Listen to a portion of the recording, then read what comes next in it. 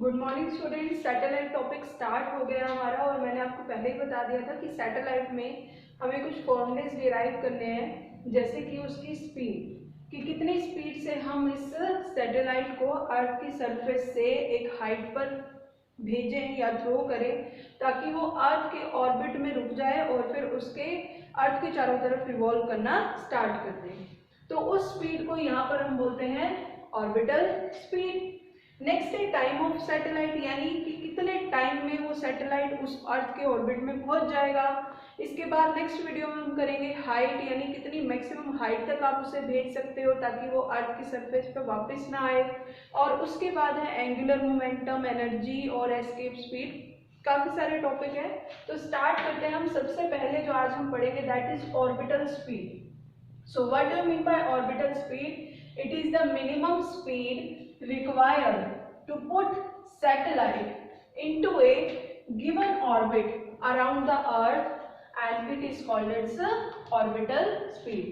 तो ये आपकी अर्थ है, ये एक पॉइंट है सरफेस पे, ये सेंटर हो गया, ये इसकी रेडियस होगी r, और वो कह रहा है कि आप इसको A से B पॉइंट पर लेकर जा रहे हो, h हाइट तक लेकर जा रहे हो, और इस h हाइट पर ले जाने के लिए आपको अर्थ के फोर्स के अगेंस्ट फोर्स लगाना पड़ेगा, मोशन देना पड़ेगा, उस बॉडी को एक स्पीड देनी पड़ेगी, और वो मिनिमम स्पीड मींस कम से कम जो वो स्पीड है वो कितनी होगी, उसे हम क्या बोलेंगे? Orbital speed. इससे क्या होगा, ये जो सैटेलाइट है वो यहीं रुक जाएगा अर्थ के ऑर्बिट में, और ऐसे ही इसके चारों तरफ रिवॉल्व करना क्या कर देगा?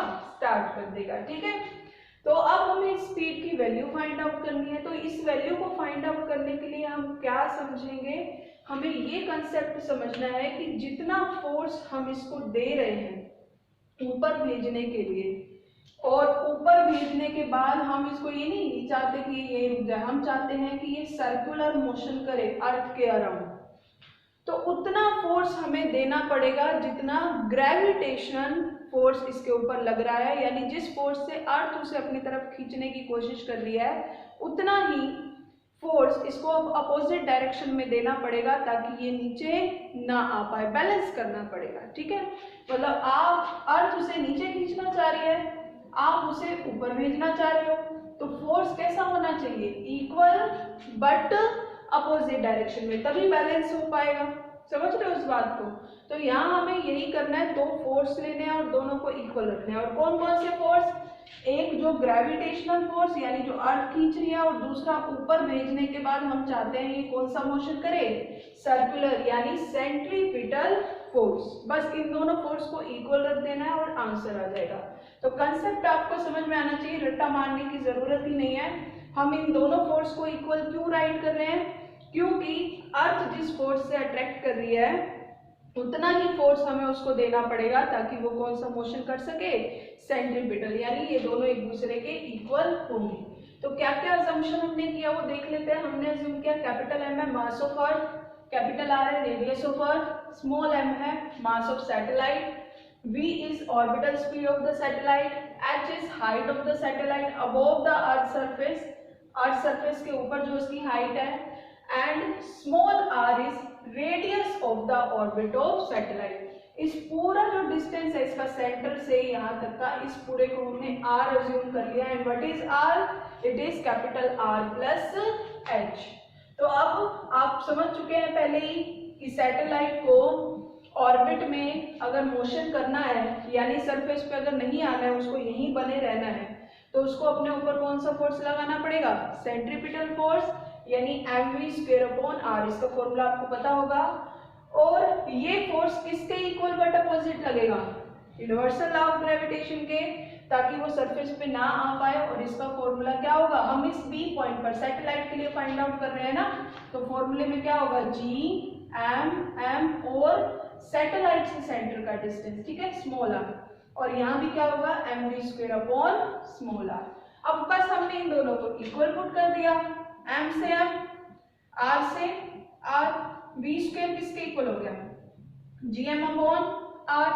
और अब हम r की जगह क्या पुट कर देंगे? कैपिटल R प्लस h, और फिर हम क्या बोल देंगे? R is very very greater then H. आपको बताई हुई है ये बात कि अगर हम फिजिक्स में कुछ ऐसा ले रहे हैं मीन्स ये बहुत बड़ा है इसके कंपैरिजन में, तो मतलब हम इसको क्या करने वाले हैं, नेग्लेक्ट। हम अब यहाँ से h हटा देंगे तो फॉर्मूला क्या होगा, v square is equal to gm upon r। और gm जो है आपने रिलेशन लर्न की हुई है small g and capital G के बीच में, gm अपॉन r स्क्वायर। तो कैपिटल gm की जगह क्या मैं जी आर स्क्वायर राइट कर सकती हूँ, या आर स्क्वायर डिवाइड इधर करके क्या हो गया, मल्टीप्लाई अपॉन आर। आर से आर क्या हो गया, कैंसिल। तो क्या फॉर्मूला आ गया, रूट जी आर। और अगर आप यहाँ पे देखो तो एक फॉर्मूला ये भी आ रहा है, root g m upon r. तो कई बार क्या होता है ये यूज कर लेते हैं, कई बार ये यूज कर लेते हैं, किसी भी तरीके से आप सोल्व करके आंसर फाइंड आउट कर सकते हो। अगर यहाँ स्क्वायर है, मैं दोबारा लिख देती हूँ, तो बाद में जाके ये क्या हो जाएगा, रूट। ठीक है। अब अगर आप ध्यान से देखो तो ये g जो है एक कांस्टेंट है, r जो है ये भी कांस्टेंट है, और इन दोनों को मल्टीप्लाई करके जो आप इसका रूट निकालोगे वो भी क्या आएगा, constant. Means orbital speed constant होती है। जब आप इसे सॉल्व करते हो आपके पास वैल्यू आती है 7.92 किलोमीटर पर सेकेंड।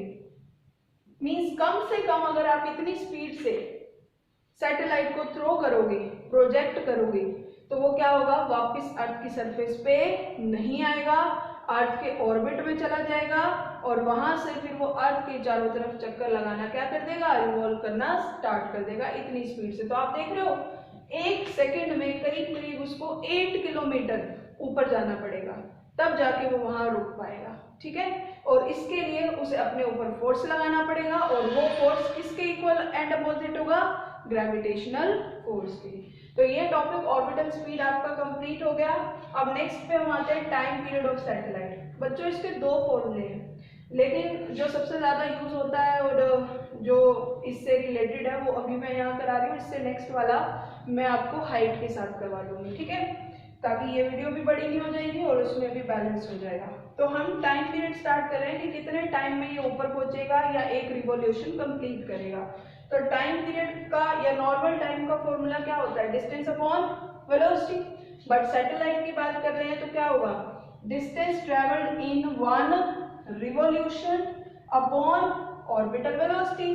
क्योंकि जिस वेलोसिटी से हमने उसे थ्रो किया है उतनी ही वेलोसिटी से फिर वो क्या करेगा, एक रिवॉल्यूशन कंप्लीट। तो क्या फॉर्मूला आ गया, 2 पाई आर अपॉन वी। तो 2 पाई आर और v की जगह हमने क्या पुट कर दिया, ये वाला फॉर्मूला लिख रहे हैं, रूट जी आर। एक स्टेप पहले मैं यहाँ करके बता देती हूँ। टाइम पीरियड का फॉर्मूला क्या था, 2 पाई आर, वहां कर देते हैं 2 पाई आर अपॉन v, और v की जगह हमने क्या पुट कर दिया, root g m upon r. ये फॉर्मूला हो गया ना हमारा, root g m upon r. और अब हमने जी एम की जगह क्या पुट कर दिया, स्मॉल जी आर स्क्वायर। एक सेकेंड, हाँ, स्मॉल जी आर स्क्वायर, और ये आर बाहर आया। अभी हमने स्मॉल आर को, यहाँ इस फॉर्मूले देखो, यहाँ पर हमने स्मॉल आर को क्या पुट कर दिया था, कैपिटल आर पुट कर दिया था। बट अभी हमें क्या रखना है, स्मॉल आर ही रखना है। स्टार्टिंग है ना हमारी, तो ये फॉर्मूले की हम स्टार्टिंग में ये मान के नहीं चलेंगे कि स्मॉल आर और कैपिटल आर इक्वल है। अभी हम v की जगह फिर से देखो क्या पुट करेंगे, root g m upon r, ये वाला फॉर्मूला। अभी हम स्मॉल आर की जगह कैपिटल आर प्लस एच नहीं पुट करते हैं। ठीक है, फिर हम इस कैपिटल जी एम की जगह क्या पुट करेंगे, स्मॉल जी आर स्क्वायर। ठीक है, यहां से इसको तो रख सकते हैं, तो रिलेशन है हमारे पास। अब ये आर स्क्वायर जो है, जब ये अंडर रूट से बाहर आएगा तो स्क्वायर से अंडर रूट क्या हो जाएगा, कैंसिल। ये आ जाएगा आपके पास, यही राइट किया हुआ है ना यहाँ पर, 2 pi r upon r root r upon g. ठीक है, अभी हम स्मॉल आर को नहीं छेड़ रहे। अब उसके बाद हम इस आर को भी अंदर ले गए। ये आर जब स्क्वायर रूट के अंदर जाएगा तो क्या हो जाएगा, square, r square into r क्या हो जाएगा, आर क्यूब। आ गया यहाँ तक। अब उसके बाद ये एल्टीट्यूड यानी हाइट में भी फिर से ये फॉर्मूला आने वाला है, तभी मैं कह रही हूँ टाइम का एक और फॉर्मूला मैं उसमें फिर से बताऊंगी। तो अभी हम क्या करने वाले हैं, ये वाला फॉर्मूला वहां यूज होगा, तो ध्यान रखना है आपको। यहीं से स्टार्ट करेंगे हम नेक्स्ट वीडियो में जो, ठीक है।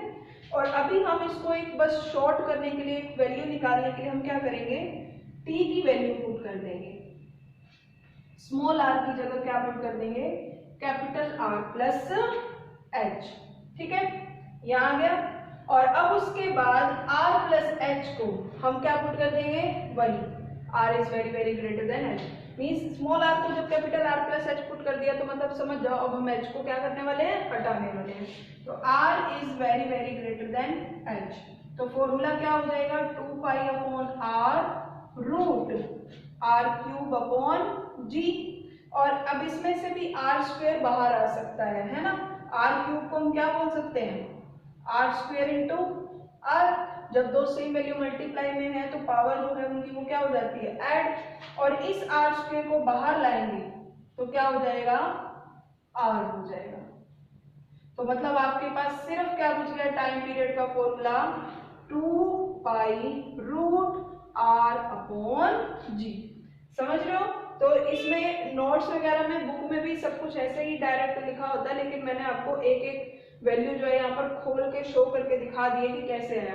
पहले ये बुक में आपको सीधा ऐसे मिलेगा, तो कैसे आया, हमने वेलोसिटी का फॉर्मूला पुट किया लेकिन स्मॉल r की टर्म में, अभी स्मॉल r को चेंज नहीं किया तो ये आ गया आपके पास। फिर आप स्मॉल r को अंदर ले गए, फिर स्मॉल r को capital R plus h put कर दिया, तो कैपिटल R प्लस h में से h नेग्लेक्ट कर दिया, r बच गया और r बाहर आ गया, कैपिटल R से कैपिटल R कैंसिल, ये आ गया।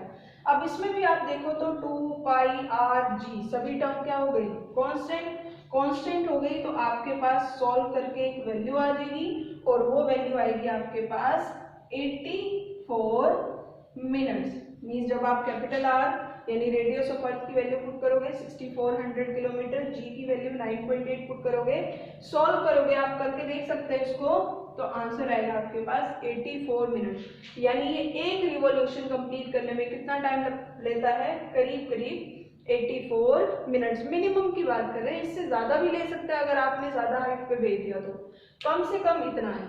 इसीलिए हमने पोलर सैटेलाइट में पढ़ा था कि 90 मिनट्स में एक रिवॉल्यूशन को कंप्लीट करता है। 84 से कम कोई नहीं करेगा, 84 से ऊपर थोड़ा सा कर सकते हैं।